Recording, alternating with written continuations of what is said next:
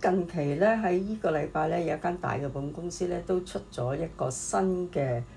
醫療保險。咁呢個醫療保險咧，佢都有可以去到高端醫療嘅保障額，講緊都有6000萬。不過咧，佢當中個運作咧，因為想控制個保費平，於是咧佢就喺香港限制咗有4間嘅指定網絡醫院，澳門一間指定嘅網絡醫院。暫時國內大灣區佢哋就有7間嘅指定醫院。喺暫時呢一部分嘅指定醫院咧，個人客就可以住2人病房啦，亦都可以用佢哋嘅網絡醫生啦，可以控制成本。但係如果喺亞洲範圍內唔係頭先講嗰啲指定醫院咧，客人就只係住普通房。普通房嗰個醫療額始終有限啊嘛嚇，咁令到咧個人客又唔會因為用2人病房、頭等病房而令到嗰個賠償嗰個額又大咗啦。咁就用唔同嘅方式咧去控制個成本，而令到嗰張保單咧可以用低嘅保費咧，可以令到個人客，同樣有一生人有6000萬嘅保障額。不過咧，客人又接受到某程度上講都係大部分住普通病房啦嚇，亦都接受到有喜事嘅時候咧，因為自己冇特別病，亦都冇特別話邊一個家庭醫生跟開或者食開咩專科醫生，所以亦都相信保險公司佢簽合約嘅網絡醫生去跟進身體，咁就可以叫做好似同保險公司大家一個合作形式，佢用到佢哋嘅網絡醫生，咁我控制到個醫藥費咯。咁相對嗰個賠償出嚟個銀碼一定係控制得到，咁保險公司就容易啲去計算嗰個保費成本啦。都係好聰明嘅，出呢個計劃，絕對唔適合一啲人客，就係佢好緊張自己身體啦。有喜事嘅時候咧，希望住2人病房甚至乎頭等病房嘅客人啦。有喜事亦都希望選擇自己嘅識嘅專科醫生啦，自己朋友介紹嘅可信嘅專科醫生啦，唔中意用網絡醫生啦。咁如果嗰啲人客咧，佢係對自己嘅健康甚至乎病嘅時候係有要求嘅時候咧，佢就絕對唔適合買呢一隻計劃啦。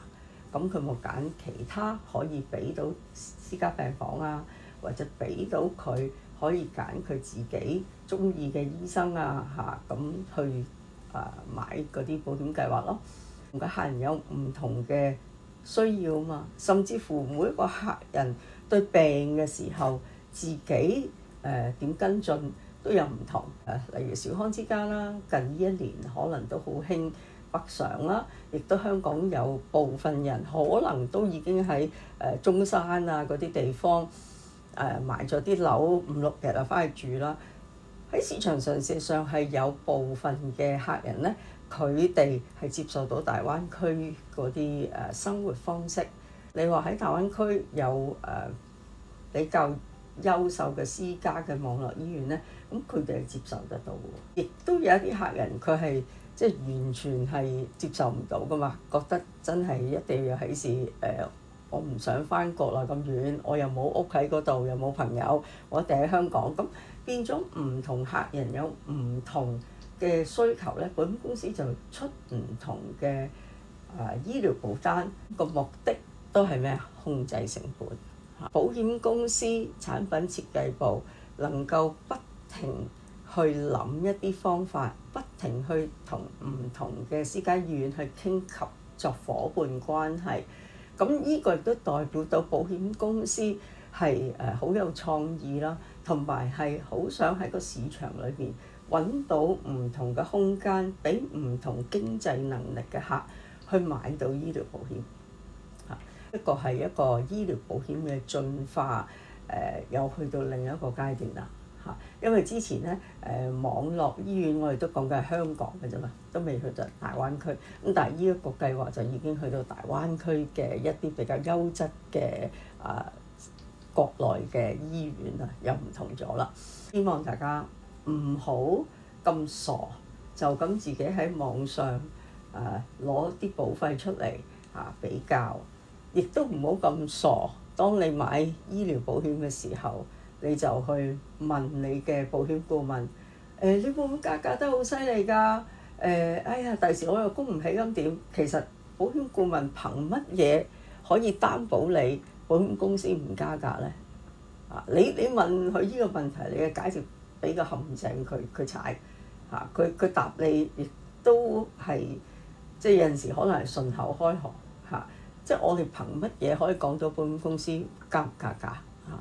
另外就係亦都唔好咁傻，信係咪網上買保險就唔加價呢？我覺得呢個真係冇人承諾過喎，即係大家千祈唔好因為某一啲嘅短片有唔同嘅，只係單一角度去講一件事情，跟住就影響到你喺選擇自願醫保或者高端醫療嘅時候呢，淨係睇嗰一兩點，其實係可以有好多層面去睇。不過喺我自己角度呢，就係買醫療保險呢，最緊要係令自己身體健康。咁點解我不停提專科網絡門診手術服務係重要呢？就係我睇到有一啲客人佢哋真係小康之家平時真係即係掛住揾食，邊度會攞幾萬蚊出嚟入醫院跟進身體真係唔會啦，係咪？而且呢幾年經濟唔好，但係你有專科網絡門診服務，可以亦都揾網絡醫生做到預先批核免找數服務。佢哋有唔妥，佢哋真係會揾保險顧問咧去預約呢啲門診，寧願請多2日假，但係自己都跟進好個身體因為都對嗰個醫療嘅意識係強咗，都唔想自己去到末期先至知啦早啲知，但係唔使攞錢出嚟啊嘛 ，OK？ 咁呢一個就係我哋叫用到保險雖然而家市場上唔係所有保險公司都能夠有咁廣泛嘅醫療網絡，甚至乎可以大部分嘅門診手術都保障得到。不過即係一分錢一分貨我只能咁講。我哋買保險就係除咗嘅萬一有大事嘅時候，能夠將部分風險轉移咗去俾保險公司之外，而家新式嘅醫療保單已經係可以喺我哋少少唔妥嘅時候，已經喺門診早啲發現，早啲知道。如果大家有睇我上一段片講香港嘅癌症統計中心出嘅報告，其實點解存活率會長咗？就係大家提早咗去跟進嘛，唔使去到第4期先至去醫嘛。OK， 所以我生存機會大咯。希望大家睇嘅角度可以睇闊啲，亦都希望好似第一個嘅網友咁，睇到我哋個短片，佢即刻明到個道理，知道唔係淨係申報5年內嘅病歷佢都寧願自己去揾翻啲記錄，補翻俾保險公司，補到幾多冇幾多咯近期2日前我都有一個同事咁佢咧就向我查詢，就話有個孤兒單佢要跟。咁佢就俾我睇一睇嗰個高端醫療咁呢個高端醫療都買咗10幾年㗎啦哇！我都嚇一跳，超過10個不保事項。咁我就同嗰個同事講：哇！10幾年前呢一個走咗嘅營業顧問，能夠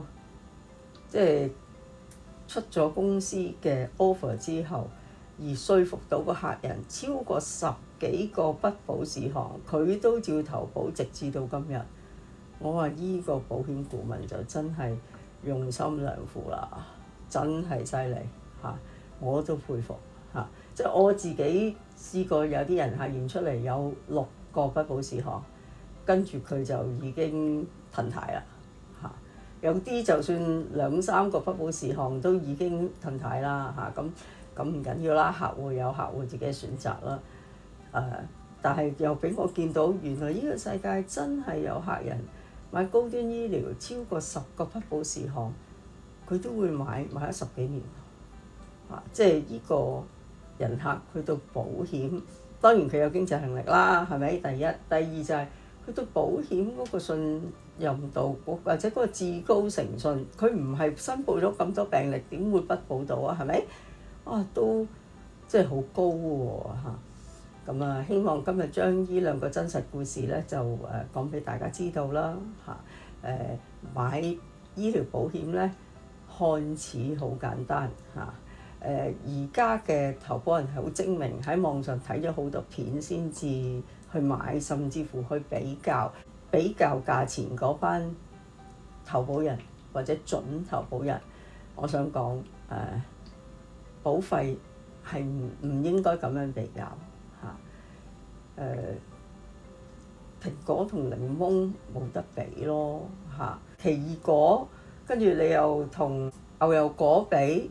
大家個價錢根本含量、營養量都唔同，即係點可以咁用價錢比較，甚至乎用佢個價錢加幅比較咧？就斷定嗰個保險公司係好定唔好，嗰隻產品係好定唔好，去唔去買咧？我覺得呢一個想法係唔公平嚇，唔全面嚇。咁希望今日我哋嘅短片內容對你有啟發啦。我係 Miss Chow 啦。過去疫情咧，製作超過365條保險知識短片，好希望更加多投保人明白保險顧問嘅存在價值。如果你都認同嘅話咧，記得幫我哋 subscribe 啦，同埋幫我哋 forward 俾有需要嘅朋友啦。如果你話呢兩年工作都唔係咁開心，又好想揾到份有使命感嘅工作，咁我哋嘅工作咧，每日都係幫客計劃未來，同埋希望將安心開心帶俾佢哋。如果你都認同呢個使命感嘅話咧，不妨 DM 我，大家飲杯咖啡，睇下有冇機會大家做合作夥伴。希望讓更加多嘅投保人明白保險嘅價值。下次見。